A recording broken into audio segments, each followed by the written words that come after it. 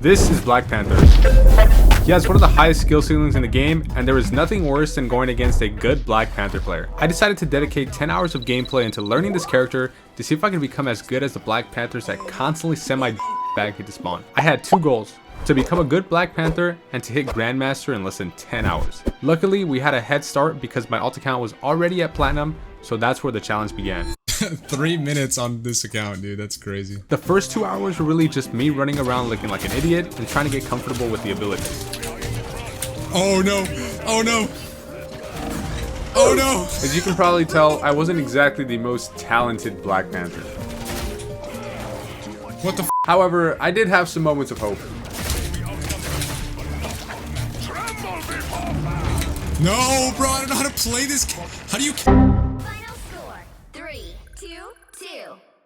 Even though it was my first hour or two playing Black Panther, I did notice a couple of small improvements the more I played. The pace of my gameplay and how fast I could recognize which characters I had tagged with my spears.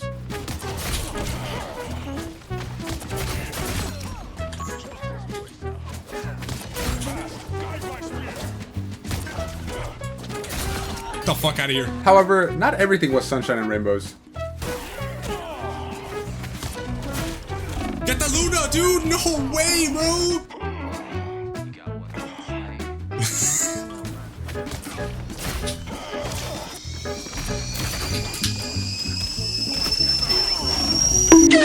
After my first session of Black Panther, I decided to take matters into my own hands to become the GOAT Black Panther. Alright, that's enough. I need to lock in today. I need to figure this stuff out. How to dive in Marble Rivals. How to dive like a celestial panther. Does this panther look like you?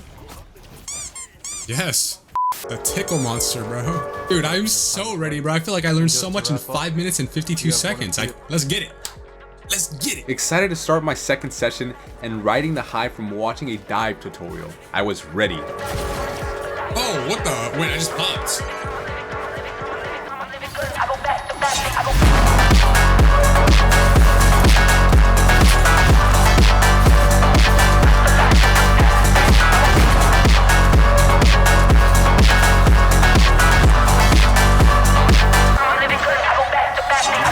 I had finally ran into my biggest weakness, Namor Luna. Nah. This, on top of triple heals being so popular, was my biggest downfall.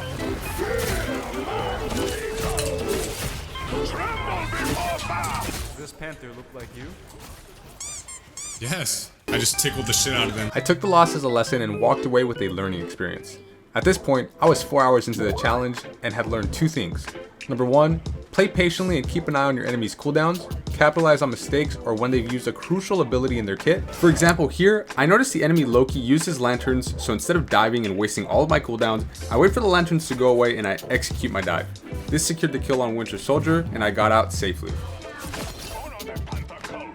And number two, I was advised by an experienced Black Panther who is also a friend of mine to change up my combo. Instead of spear dash E kick, he told me to spear dash twice and finish off with the E kick. It honestly made a significant difference in overall speed, and it was a great piece of advice.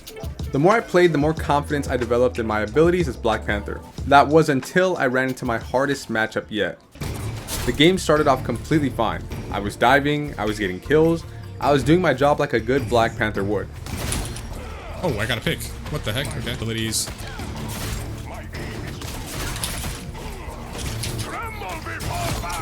That's... As we wrapped up the first round, I was feeling great. I thought I was about to be handed a free win until I noticed the enemy team knew exactly how to stop me. They switched to triple support. Adam, Luna, Cloak, and an Namor to top things off. Instead of giving up though, I saw this as a challenge and a great way to improve my gameplay as a Black Panther.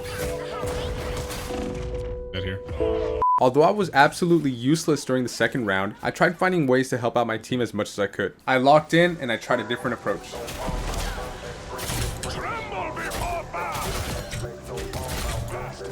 Oops, fell. You gonna bubble? Oh, hold on. You're kidding me.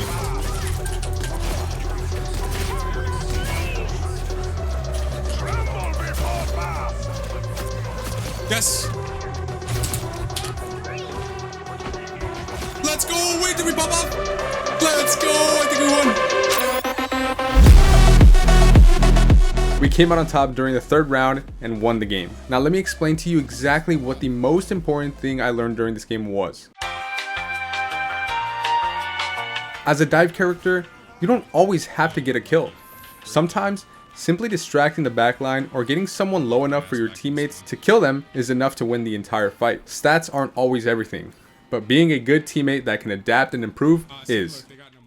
After about 7 hours of playing, we were still in plat. I love to lie and make it seem like we at least got out of plat, but I was struggling. Some games I felt like I played out of my mind, while others I could barely get my team to the objective. It was a tough time, and I was becoming frustrated. It felt like all the progress I was making was now stagnant. As much as I wanted to blame my teammates sometimes, I knew it was best to blame myself. Even games like this, for example, where I made it a living hell for my opponents by targeting players, we could simply still not win. I ended the session there and moved on to the final day, the last 3-hour stretch. During my last 3 hours, I was feeling great on Black Panther. My mechanics felt smooth and my dives were a lot cleaner. Maybe I just needed to reset and go again, and doing that actually helped a lot. I also made it to Diamond. Oh my god. Congrats. The rest of my final session was really just me having fun with Black Panther and refining any skills I had developed over the last 7 hours. Now the real question is, was I able to master Black Panther? Absolutely the not. But did we become a better Black Panther than when we first started? 100%. If I had to rate this challenge out of 10, I would give it a solid 9 out of 10. Panther was a blast to learn, and the speed of his character and overall mechanics made this challenge a great time. If I had to go back and do it again, the only thing I'd change is actually going out of my way to watch others in order to catch on to the playstyle faster. Anyway, I hope you guys enjoyed watching this video as much as I enjoyed making it, and I'll see you guys in the next challenge.